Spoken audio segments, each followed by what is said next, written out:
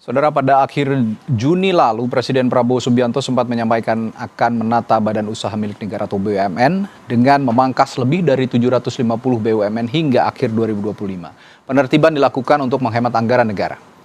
Prabowo bilang, pemerintah sudah menutup lebih dari 200 BUMN. Sebagai upaya efisiensi kerja dan anggaran, pemerintah nantinya akan menyisakan 250 badan usaha plat merah. Menurutnya selama ini banyak BUMN yang boncos karena harus membayar banyaknya direksi dan komisaris dengan laba minim.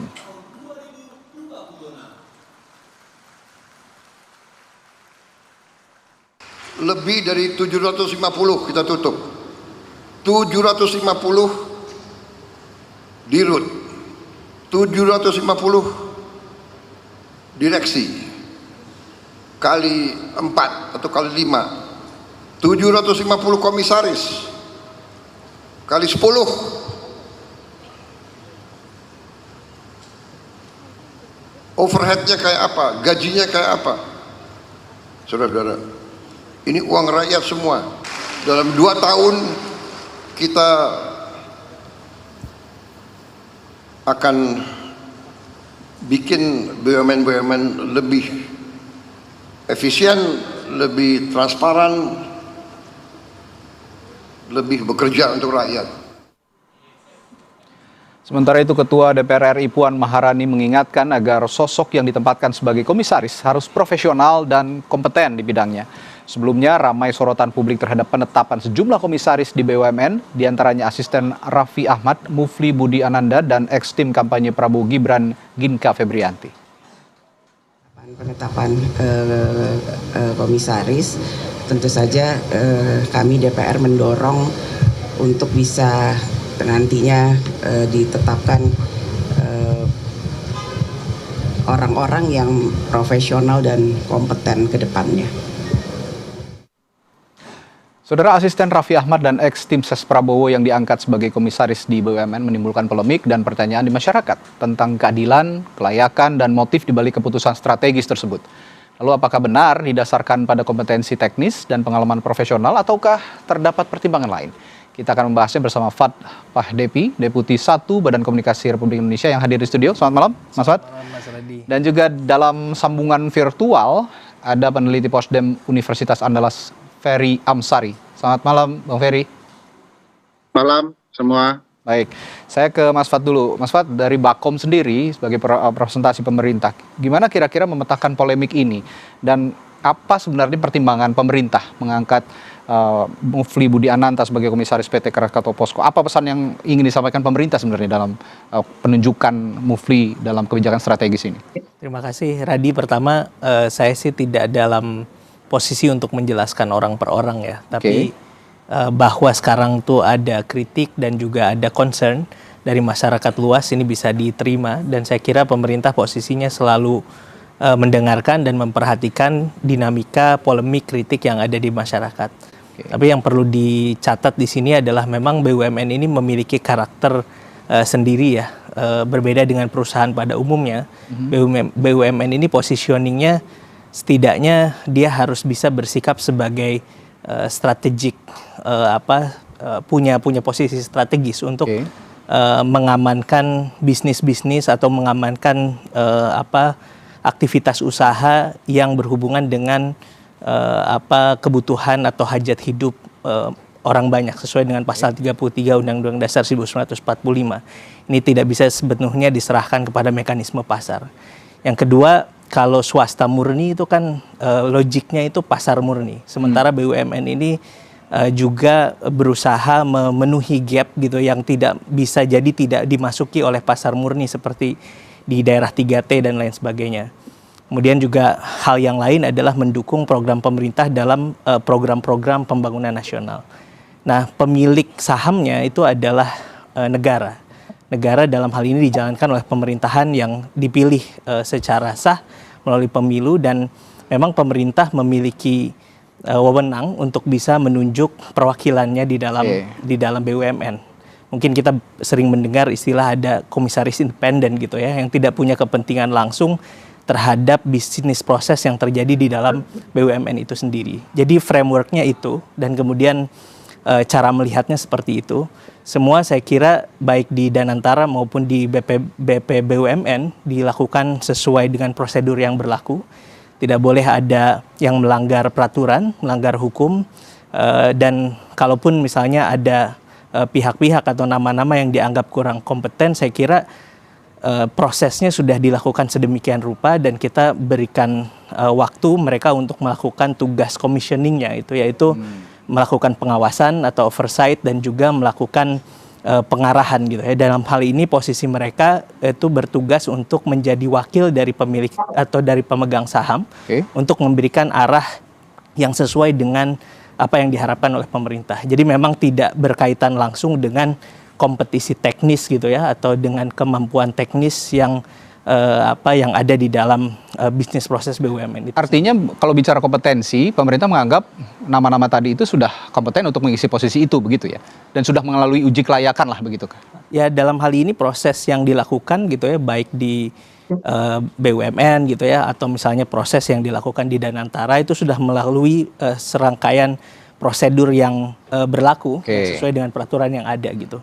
Nah, bagaimana, dan persoalannya sekarang kan yang dipersoalkan adalah latar belakang. Ya. Di sini kami hanya ingin mengatakan bahwa latar belakang setiap orang bisa berbeda-beda dan kita mungkin tidak bisa hanya dari satu dimensi menilai orang dari latar belakangnya saja, karena mungkin punya kapasitas yang tertentu gitu ya. Jadi apakah kinerjanya seperti apa ya kita tunggu. Yang jelas proses pengangkatan dan pemilihannya sudah sesuai dengan peraturan dan prosedur yang berlaku. Sudah sesuai dengan prosedur dan pengangkatan dan aturan yang ada, dan diminta untuk bersabar dulu, melihat dulu kinerja mereka yang setelah diangkat nih. Tapi saya ke Bang Ferry kalau begitu. Ini banyak sekali masyarakat atau publik yang menganggap bahwa pengangkatan Mufli dan juga Ginka ini sebagai orang dekat, dalam tanda kutip ya, orang dekat pejabat negara yang saat ini sudah ada di pemerintahan. Kira-kira Anda menilainya dengan penilaian serupa ataukah ada perspektif lain, dan apakah kalau memang betul ini orang dekat, ada aturan yang dilanggar secara hukum tata negara? Ya, perspektif saya tentu saja Mas Radi adalah perspektif konstitusi dan undang-undang saja. Dan tentu tugas Mas Fad ya sebagai wakil pemerintah tidak bisa dalam konteks ini menghindar dari menjelaskan person to person ya. Tidak dalam artian umum, karena yang dipermasalahkan problematikanya ada di personal yang dipertanyakan publik. Kalau pakai ketentuan Undang-Undang BUMN ya pasal 3AH ya, baik di Undang-Undang 16 maupun Undang-Undang 1 tentang BUMN, jelas disebutkan bahwa komisaris independen harus berasal dari sumber daya profesional. Apa maksud profesional? Tentu yang berkaitan dengan bidang yang diampu atau dikelola oleh badan usaha milik negara tersebut. Nah, pertanyaan publik persis kepada beberapa individu yang dipertanyakan kapasitasnya.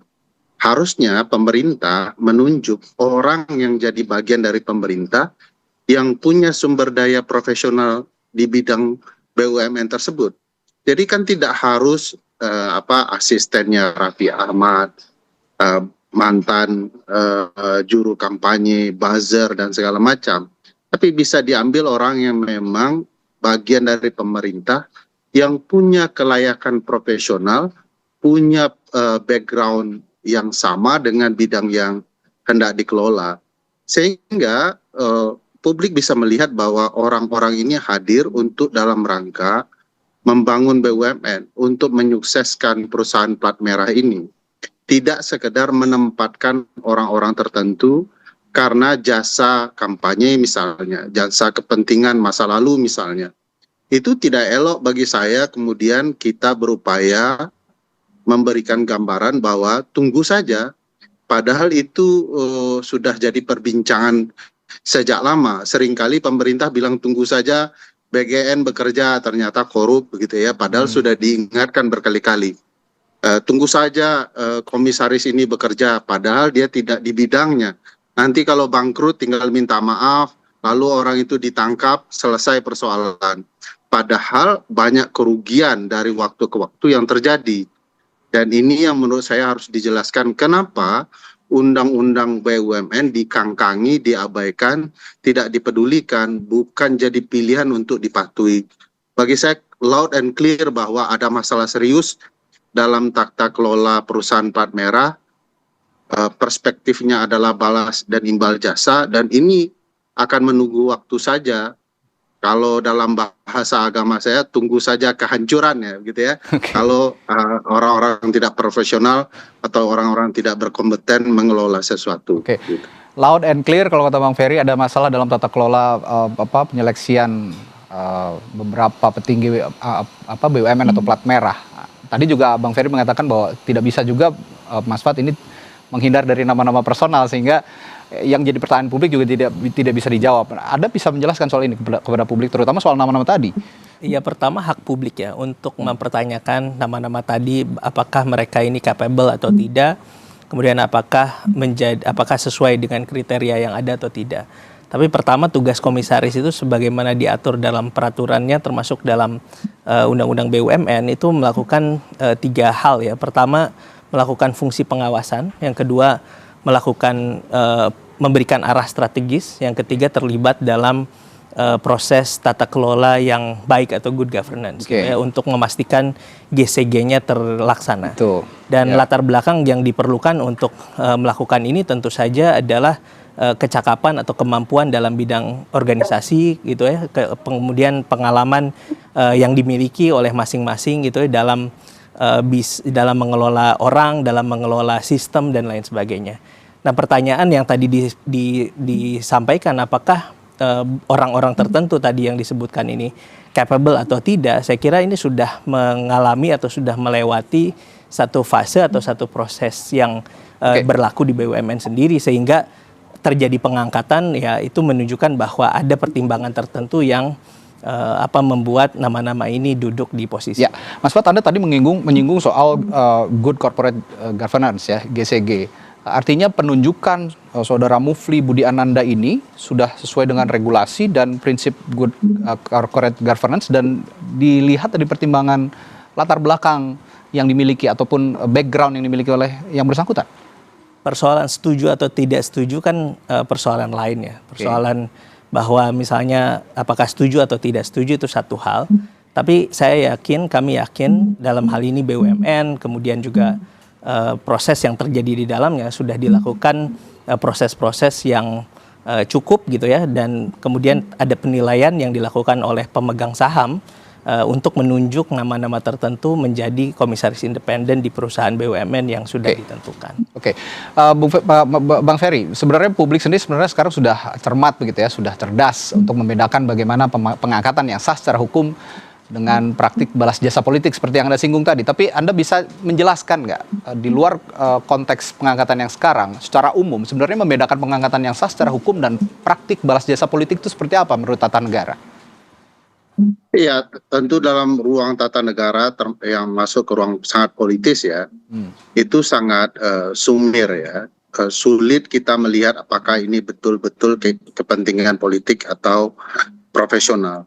Tetapi begini, catatan sederhananya adalah setiap kekuasaan yang memenangkan pertarungan pemilu pasti punya imbal jasa yang harus dibalas. Jadi siapapun yang dilantik ya pasti punya ruang relasi politiknya. Tetapi ruang relasi politik itu hendak diprofesionalkan agar penyimpangannya tidak terlalu jauh. Yaitu dengan memastikan walaupun ini imbal jasa politik, tetapi orang yang dipilih untuk mengelola negara adalah orang profesional. Persis penjelasan seperti Mas Pak Levi sampaikan tadi, bahwa ada tugas pengawasan yang kemudian harus dijalankan demi tata kelola perusahaan yang baik atau GCG itu. Nah, bagi saya sederhana, bagaimana mungkin orang yang tidak punya pengalaman pada bidang bisnis perusahaan tertentu dilantik untuk mengawasi, ikut serta memberikan saran kebijakan dan lain-lain. Apa jadinya perusahaan itu? Jadi bagi saya, jangan tugas-tugas kera itu dikerjakan oleh IT. Nggak nyambung itu. Oleh karena itu harus ada profesionalitas, itu ketegasan di Undang-Undang BUMN. Kalau Mas Pak Levi ini disuruh bidang komunikasi, media, saya sepakat tuh, itu dia sudah menggeluti dalam berbagai pengalamannya. Tapi kalau kemudian dia disuruh mengerjakan robotik, itu bagi saya aneh betul tuh.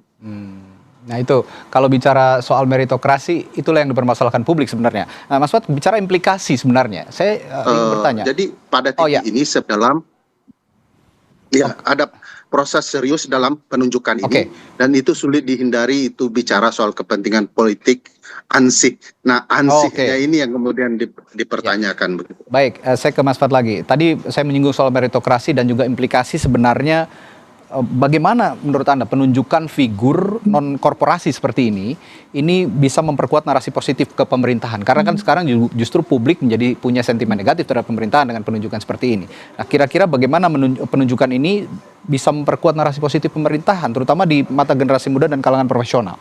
Ya, pertama tadi concern yang disampaikan oleh Bang Ferry dan juga publik saya kira sah gitu ya, dan itu penting untuk kita terus-menerus memperbaiki apa yang menjadi tugas pemerintah gitu ya ke depan untuk menciptakan pemerintahan yang lebih baik dan tata kelola yang lebih baik. Nah, mengenai hal ini yang bisa kami sampaikan pertama adalah memang kalau kita lihat dalam prakteknya gitu ya, dalam praktek penyusunan Board of Commissioners gitu ya di perusahaan-perusahaan BUMN, ini biasanya merupakan kombinasi dari dua kelompok gitu ya. Pertama adalah kelompok yang merupakan representasi dari, apalagi misalnya ini entitas anak atau cucu perusahaan, merupakan representasi dari holdingnya yang biasanya memiliki kapasitas dan latar belakang yang relevan dengan bisnis yang ditangani atau yang menjadi bidang dari perusahaan BUMN itu sendiri. Tapi kemudian ada juga dari golongan komisaris independen yang tugasnya memang secara spesifik atau secara praktek itu lebih umum gitu ya, untuk memberikan pandangan mengenai komunikasi publik, pandangan mengenai arah kebijakan pemerintah, pandangan mengenai dan juga menjadi kepanjangan tangan dari kepentingan pemilik saham yaitu pemerintah gitu. Oke, ya yang pasti tadi Anda meminta ya kasih kesempatan dulu untuk bekerja dan melihat kinerja mereka, termasuk juga nanti kinerja perusahaan BUMN sendiri akan bagaimana, tentu akan ada evaluasi ya pasti depan. Dan jangan sampai ini juga didasari oleh tadi anggapan publik bahwa ada ordal yang bisa mempekerjakan ataupun mengangkat seseorang ini duduk sebagai komisaris independen di salah satu perusahaan BUMN. Terima kasih sekali lagi Mas Fuad sudah hadir di Sapa Indonesia Malam, dan tadi juga sebelumnya ada perspektif juga dari pakar hukum tata negara Universitas Andalas Ferry Amsari di Sapa Indonesia Malam. Terima kasih sekali lagi Bapak-bapak. Selamat malam.